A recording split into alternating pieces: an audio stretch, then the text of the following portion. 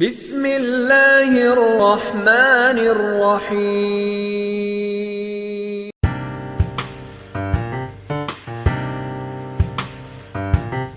तव्हां सां हिकु दफ़ो वरी हाज़िर थिया आहियूं सबक़ नंबर 7 में। ठीकु आहे, जंहिंजो नालो आहे सूफ़ी शाह इनायत शहीद रहमतुल्लाह अलैह जो मेल। ठीकु आहे बेटा, त हिन पाण लेसन खे पहिरां सभिनी खां पहिरां रीड कंदासीं सुठे नमूने सां। उन खां बाद में इन में जेके मश्कूं अचनि थियूं न, उन्हनि खे बि इनशाला पाण हल कंदासीं। ठीकु आहे बेटा, त सभिनी खां पहिरियां हलूं था हिन लेसन खे रीड करण जी तरफ़।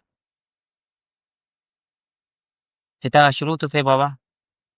सिंध सूफ़ियुनि ऐं बुज़ुर्गनि जी धरती आहे, जन हमेशह प्यार मुहबत ऐं अमन जो सबक़ ॾिनो आहे। उन्हनि बुज़ुर्गनि जे प्यार अमन भाइपे ऐं इतिहाद जी तालीम ऐं तरबियत जे असर करे हिते जा माण्हू सदाईं खां प्यार ऐं अमन जा पैरोकार रहिया आहिनि। सिंध जो को बि अहिड़ो वाहण या वसंदी न आहे जिते अहिड़नि सूफ़ियुनि ऐं बुज़ुर्गनि जी का मज़ार न हुजे। उन्हनि मज़ारुनि ते हर साल मेला लॻंदा आहिनि। सिंध में लॻंदड़ मेला सैर ऐं तफ़रीह सां गॾोगॾु वणज वापार जो पिणु हिकु अहम वसीलो आहिनि। उन्हनि मेलनि में जिते बुज़ुर्गनि सां अक़ीदत जो इज़हार कयो वेंदो आहे, उते लिखियल आयल अक़ीदतमंदनि ऐं ज़ियारतुनि लाइ तफ़रीह जो बि इंतज़ाम कयो वेंदो आहे।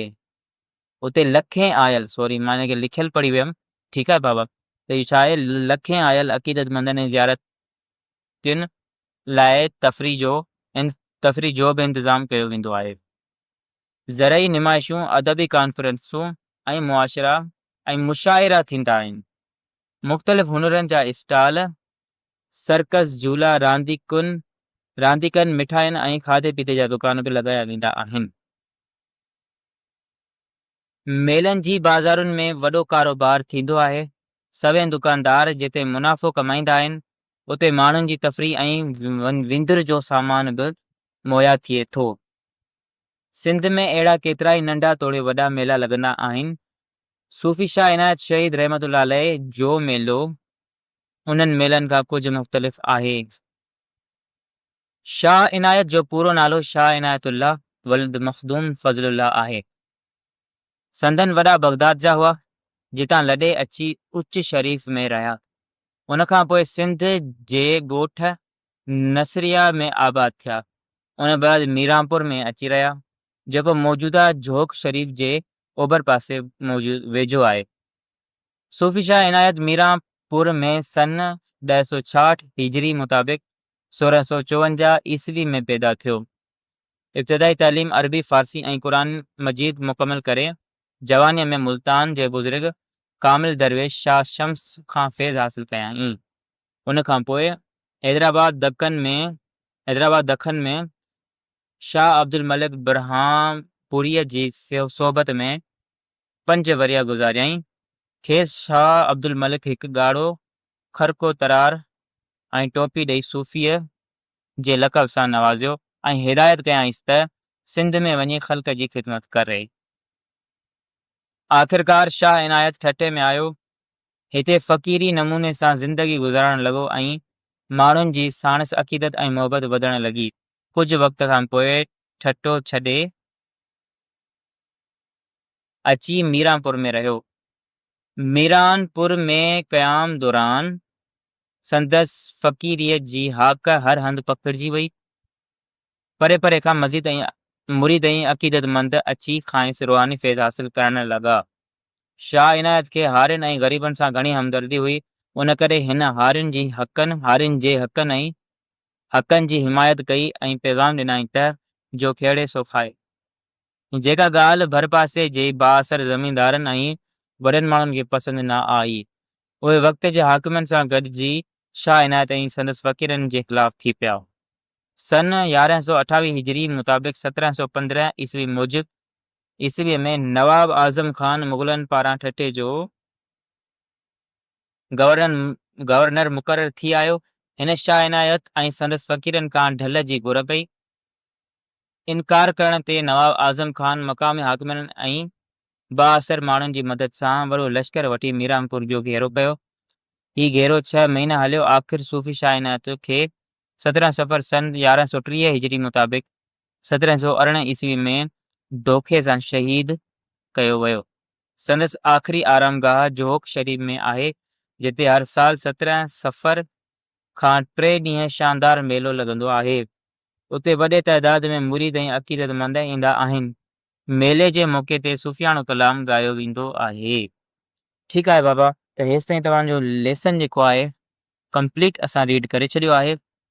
ठीकु आहे, तव्हां ॾिसंदव त हिन में जेको बि रीडिंग जो हुयो उहो असां तव्हांखे कंप्लीट कराए छॾियो आहे।